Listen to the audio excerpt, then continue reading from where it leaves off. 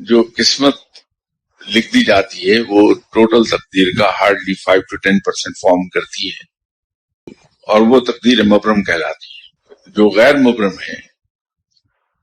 Variable ہے، معلق ہے، تقدیر معلق، وہ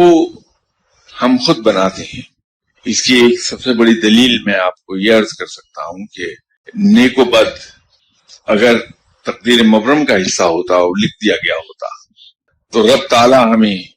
نیک ہونے کی ہدایت کبھی نہ کرتا، رب تعالی ہمیں صراط مستقیم چلنے کے طریقے کبھی نہ بتاتا، رب تعالی ہمیں ایک بہتر زندگی کی راہ نہ دکھاتا۔ وہ اللہ نے ہم پر چھوڑا ہے، ہم آزاد ہیں اس چیز کے لیے کہ اپنی قسمت کو جیسا چاہے بنا لیں۔ اگر ہم اس معاملے میں مجبور محض ہوتے تقدیر کے ہاتھوں تو رب تعالیٰ 1,24,000 پیغمبر ہماری طرف نہ بھیجتا، اور بار بار ہمیں ہر کتاب میں، صرف قرآن پاک ہی نہیں،